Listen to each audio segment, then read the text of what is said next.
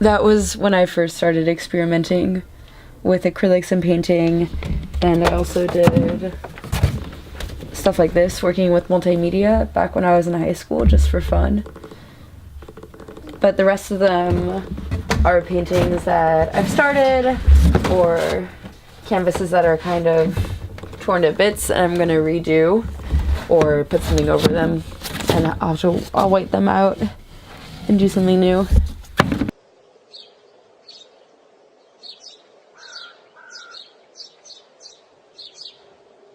So my name's Amelia Foster, I'm 24, and I first started drawing. It's actually one of the first memories that I ever had was drawing, and as soon as I could use a pencil, I pretty much started it. The reason why I started drawing was as an emotional release and also a form of creativity. Everything in my life has turned to art in some way, shape, or form, whether I'm happy, I'm bored, I'm going through a traumatic or distressing experience.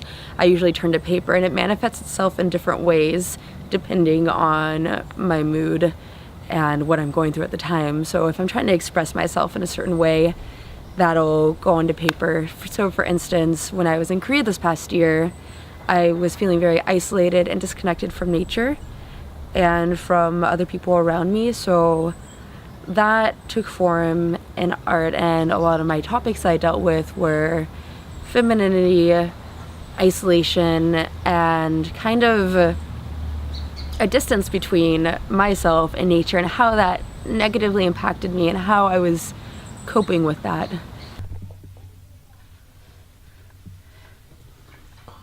So the whole idea behind this was, I was really bored one night when I was in high school, so I did this a long time ago.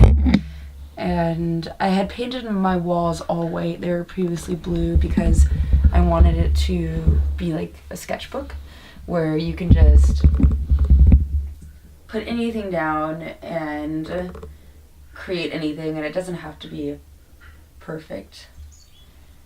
And that imperfection would be a way to express yourself in any moment that you wanted to. So I bought these two sketchbooks, the smaller ones, when I was traveling, and this past year. It was just a way to be able to keep up with sketching while I was on the move. I've spent the past 4 years or so traveling throughout several different countries, and not just traveling but living in different countries, and that has helped my art progress in many different ways because I'm able to see other artist styles. I'm able to learn how other cultures treat certain themes. For example, the theme of death is treated very differently depending on which culture you are in. So in US culture, we're very closed off and we don't really talk about death, whereas in a lot of Latin culture, it's very open. There's celebrations of death, and in Korean culture, they have huge ceremonies dedicated when somebody dies at a funeral. So how each of these countries choose to celebrate or confront death in their own specific way also contributes to how I portray death in my art. I have several different reoccurring themes in my art, so one of them is death and how humans deal with death and life, nature, the disconnection from nature within cities, femininity and feminine expression, and how women are treated in this world, and then of course general human emotion dealing with anxiety, depression, and a feeling of general disconnect, especially in modern day society where we are so connected to our phones, we're so connected to computers that it almost bars us from connecting with others. And a lot of my art has to do with sexuality too, and figuring out your sexuality or coming to terms with it, and acceptance. I want people to see my art and to feel a visceral connection with it, to be able to look at it and say, yeah, I felt that emotion, or I know how that feels, this is what I'm going through right now, or this is what I have gone through, to, as long as I'm eliciting some sort of emotion from my viewer. And I think the worst thing that could happen is somebody just looking at it and just being like, yeah, that's all right. Either love it or hate it.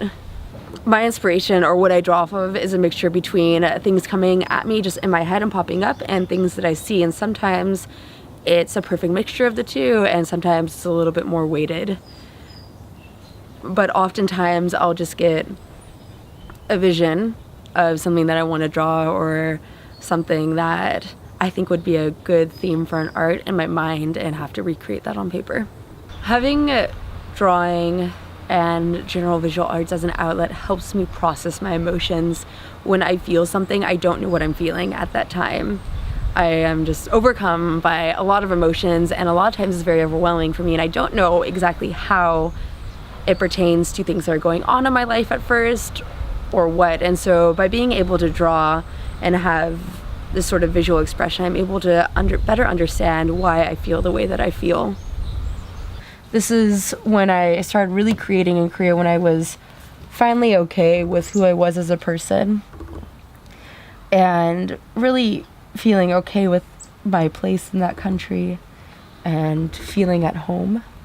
And that's when I started drawing a lot more.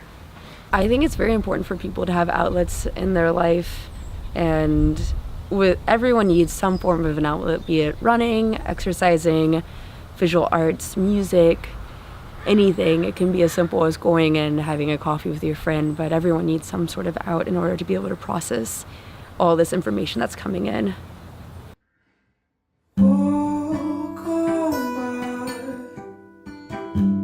Singing all the songs you knew.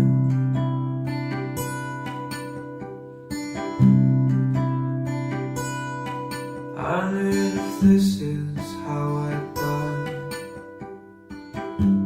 it's not a bad way to go.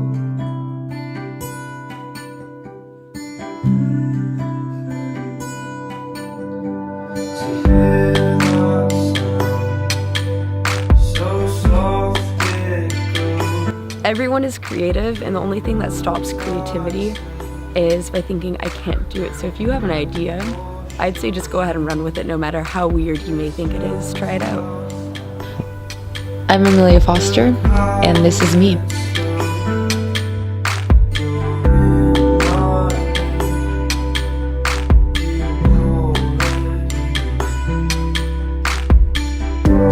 You